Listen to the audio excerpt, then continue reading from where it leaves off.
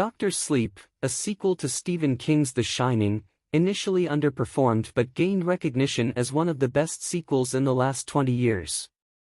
Director Mike Flanagan, known for his horror films and Netflix series, received Stephen King's approval for his adaptation, which includes the Overlook Hotel from Kubrick's version. Flanagan's upcoming projects include a non-horror masterpiece, The Life of Chuck, and a new Exorcist film, separate from the 2023 sequel by David Gordon Green. Dr. Sleep, the film based on Stephen King's book of the same name and which serves as a sequel to his 1977 novel, The Shining, wasn't the massive blockbuster Warner Bros. Expected it to be back when it was released in 2019. However, director Mike Flanagan kept his faith in what King told him about the near-perfect adaptation. Time will be kind to this movie. According to Flanagan, King, the master of literary horror and one of his most important influences, was actually right. Flanagan took to his X/Twitter account to highlight a list by The Hollywood Reporter, in which Dr. Sleep is mentioned as one of the best sequels of the last 20 years. The horror sequel is put alongside Hollywood behemoths Mad Max Fury Road, The Dark Knight, Logan, and John Wick, Chapter 4. Yes, Terrifier 2 is there as well. The social media post by Flanagan mentions Stephen King had predicted the film would find its deserved spot among notable sequels in a matter of time. Flanagan also mentions Dr. Sleep is a film close to his heart. Also written by Flanagan, the film is a faithful adaptation of King's sequel to his horror classic, The Shining, in which Danny Torrance, Jack's surviving son, is now suffering from his own issues.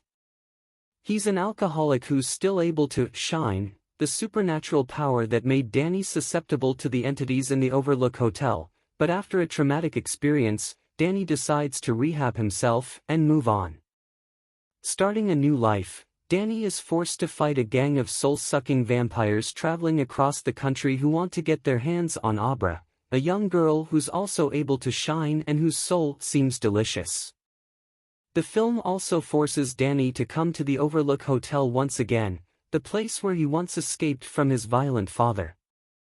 It's not a secret to anyone how divisive Stanley Kubrick's film of 1980 is, with King going on the record often to say it isn't a good adaptation. There's no denying the legacy of Kubrick's legendary horror film, so Flanagan decided to do something about it, with King's permission, of course. At first, King didn't like Flanagan's plans to show the Overlook Hotel, which did not feature in King's book due to the hotel being destroyed in his version of The Shining.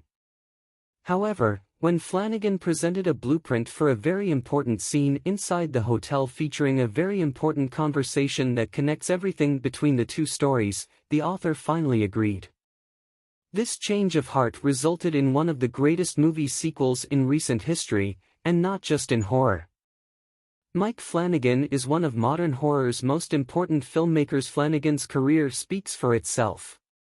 The horror director has made remarkable horror movies, both original and IP-based, Hush, Before I Wake, Ouija, Origin of Evil, another great sequel, Gerald's Game, another Stephen King masterpiece, and Dr. Sleep.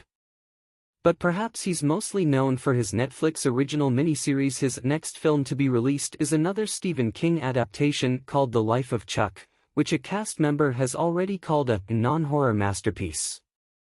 The film will be released in 2024 at the Toronto International Film Festival.